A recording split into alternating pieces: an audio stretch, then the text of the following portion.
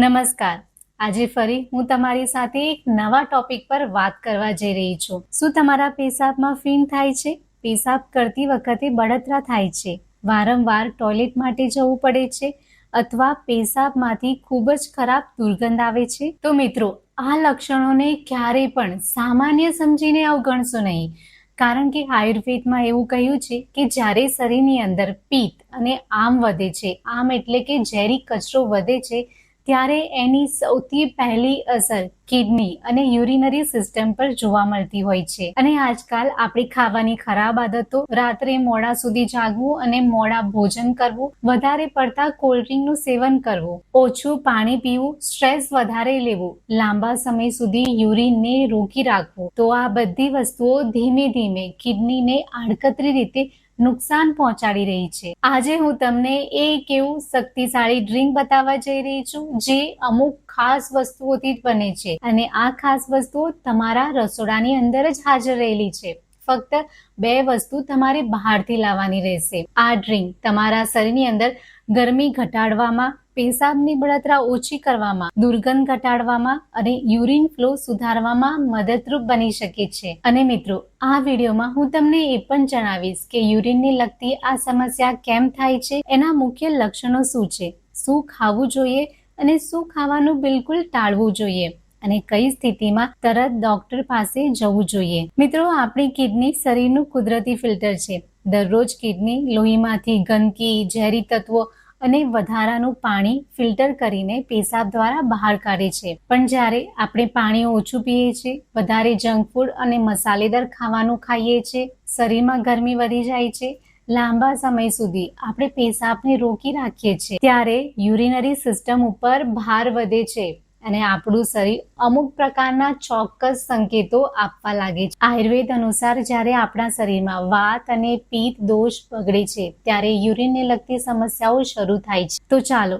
સરળ ભાષામાં સમજીએ કે આ 4 સમસ્યા થવા પાછળના કારણો શું છે અને એના લક્ષણો કયા કયા છે. પહેલું છે પેશાબમાં ફીણ થવું. જો પેશાબમાં સતત સાબુના ફીણ જેવા ઝીણા ઝીણા ફીણ દેખાય તો એનો અર્થ એ છે કે તમારી કિડની પ્રોટીનને ફિલ્ટર નથી કરી શકતી અને પ્રોટીન પેશાબ વાટે બહાર નીકળી રહ્યું છે. આ કિડની નબળી હોવાનો સૌથી પહેલો સંકેત છે. પેશાબમાં દુર્ગંધ આવવી. જ્યારે શરીરમાં પાણી ઓછું થાય અને યુરિયા કે અમોનિયાનું પ્રમાણ વધી જાય અથવા યુરિનરી ટ્રેક ઇન્ફેક્શન થાય, ત્યારે પેશાબમાંથી તીવ્ર ગંદી વાસ આવતી હોય છે. પેશાબમાં બળતરા થવી. આ શરીરમાં વધેલી અતિશય ગરમી અને બેક્ટેરિયલ ઇન્ફેક્શનના કારણે થાય છે. પેશાબ કરતી વખતે જાણે એસિડ નીકળતું હોય તેવી બળતરા થાય છે. વારંવાર યુરિનમાં ઇન્ફેક્શન થવું એ ડાયાબિટીસની શરૂઆત હોવી અથવા પ્રોસ્ટેટ ગ્રંથિ વધવાના કારણે વારંવાર વોશરૂમ જવું પડે છે. હવે સમજીએ કે આ સમસ્યાનું મુખ્ય કારણ શું છે.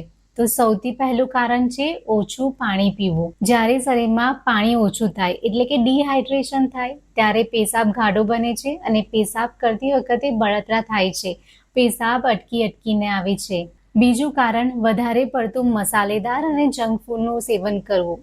આ પ્રકારનું ભોજન કરવાથી શરીરની અંદર પિત્ત વધે છે, ગરમી વધે છે. ત્રીજું કારણ વધારે પડતા સોફ્ટ ડ્રિંક અને કોલ્ડ ડ્રિંકનું સેવન કરવું. જુઓ, આ બધા સોફ્ટ ડ્રિંક, કોલ્ડ ડ્રિંક નામના જ કોલ્ડ ડ્રિંક છે. એની અંદર ભરપૂર માત્રામાં સુગર રહેલી હોય છે, જે આપણી કિડની ઉપર ભાર વધારી શકે છે. ચોથું કારણ છે પેશાબને રોકી રાખવું. અમુક લોકો કામમાં એટલા બધા વ્યસ્ત થઈ જાય છે કે પેશાબને રોકી રાખતા હોય છે. જો તમે આ રીતે વારંવાર પેશાબને રોકી રાખો છો તો યુરિન ઇન્ફેક્શન થવાના ચાન્સીસ ખૂબ જ વધી જાય છે. લક્ષણો તો તમે જાણી લીધા. હવે આ સમસ્યાને દૂર કરવા માટેનું આયુર્વેદિક નુસ્ખો કયો છે, આયુર્વેદિક ડ્રિંક કેવી રીતે બનાવવાનું છે, એ ધ્યાનથી સમજી લો. પહેલા તો એક કાગળ ને પેન લઈ લો, જેથી તમે દરેક પોઈન્ટને સારી રીતે નોટ કરી શકો અને એ પ્રમાણે આ ડ્રિંકને બનાવી શકો. તમારે લેવાના છે સૂકા ધાણા 50 ગ્રામ, વરિયાળી 50 ગ્રામ, જવ 100 ગ્રામ, ગોખરું 30 ગ્રામ, જીરું 25 ગ્રામ, નાની ઇલાયચીના દાણા 10 ગ્રામ. હવે આ બધા ઇન્ગ્રેડિયન્ટ્સ આપણા શરીરની અંદર કેવી રીતે કામ કરે છે એ ટૂંકમાં સમજી લઈએ. ધાણા શરીરની ગરમી ઘટાડવામાં મદદરૂપ માનવામાં આવે છે. વરિયાળી બળતરા અને યુરિનરી ઇન્ફેક્શનમાં રાહત આપી શકે છે. જવ શરીરમાંથી વધારાની ગરમી અને ગંદકી બહાર કાઢવામાં મદદરૂપ માનવામાં આવે છે. ગોખરું આયુર્વેદમાં યુરિનરી સપોર્ટ માટે ખૂબ જ જાણીતી જડીબુટ્ટી છે. જીરું પાચન સુધારવામાં અને શરીરમાં અટકેલા ટોક્સિન્સ ઘટાડવામાં મદદરૂપ બની શકે છે. ઇલાયચી શરીરને ઠંડક આપે છે અને દુર્ગંધ ઘટાડવામાં મદદરૂપ બની શકે છે. બનાવવાની રીત જુઓ, પહેલા તમારે આ બધી વસ્તુને લઈ લેવાની છે. એને ધીમા તાપે હલકી શેકી લેવાની છે. વધારે બાળવાનું નથી, ફક્ત એની અંદરનું ભેજ ઉડી જાય એટલું જ તમારે એને ગરમ કરવાનું છે. પછી આ બધી વસ્તુને તમે ચાહો તો મિક્સરમાં ક્રશ કરી શકો છો અથવા ખાંડણીમાં એને અધકચરી વાટવાની છે. એનો ભૂકો નથી કરવાનો. આ બધી વસ્તુને તમારે અધકચરી વાટવાની છે. પછી એને તમારે એક બોટલમાં ભરીને મૂકી દેવું. આ ડ્રિંકને કેવી રીતે બનાવવું? તમારે 2 ગ્લાસ પાણી લેવાનું છે. એની અંદર તમારે 1 ચમચી આ પાવડરની નાખી દેવી. પાણી 2 ગ્લાસમાંથી 1 ગ્લાસ ન થઈ જાય ત્યાં સુધી તમારે એને ઉકાળવાનું છે. પાણી બરાબર ઉકળી જાય એટલે ગેસ બંધ કરીને તમારે આ મિશ્રણને ગાળી લેવાનું છે. હવે આ ડ્રિંકને તમારે સવારે ભૂખ્યા પેટે ધીમે ધીમે પી લેવાનું છે. આ ડ્રિંકને જો તમે સવારે ભૂખ્યા પેટે લો છો તો તમને ખૂબ જ સારા પરિણામ મળે છે. જો તમને તકલીફ વધારે હોય તો તમે 4 થી 5 ના ગાળામાં પણ આ ડ્રિંકને અડધો ગ્લાસ સુધી પી શકો છો. મિત્રો, અહીં હું તમને એક વાત સ્પષ્ટ કરી દેવા માંગુ છું કે આ જે નુસ્ખો છે એ અમુક લોકોને શરૂઆતના તબક્કામાં મદદરૂપ બની શકે છે, પણ આ કોઈ 100% ગેરંટી વાળો ઈલાજ નથી. કારણ કે દરેક વ્યક્તિમાં પેશાબમાં બળતરા, પેશાબમાં ફીણ થવું, યુરિન ઇન્ફેક્શન થવું એના કારણ અલગ અલગ હોઈ શકે છે. એટલે દરેક વ્યક્તિ પર આ નુસ્ખાની અસર અલગ થાય છે. ક્યારેક આ સમસ્યા ડાયાબિટીસના લીધે પણ થાય છે, યુરિન ઇન્ફેક્શનના લીધે પણ થતી હોય છે, અથવા તો કિડનીની ગંભીર સમસ્યા હોય ત્યારે પણ આ પ્રકારની સમસ્યા થતી હોય છે. એટલે જો તમને આ સમસ્યા લાંબા સમય સુધી રહે તો એકવાર ડોક્ટરની સલાહ જરૂરથી લેવી. જુઓ, કિડની અને યુરિનની સમસ્યાને જો તમે ખરેખર સપોર્ટ કરવા માંગો છો અથવા સારું કરવા માંગો છો તો તમારે આ ઉપાયની સાથે સાથે તમારા ખોરાકમાં, તમારા લાઈફસ્ટાઈલમાં પણ થોડા ચેન્જીસ કરવા પડશે. ખાવામાં તમારે શું લેવાનું છે? નારિયેળ પાણી, છાશ, કાકડી, તરબૂચ, જવની રોટલી, લીલા શાકભાજી, દાળનું પાતળું સૂપ, પૂરતું પાણી.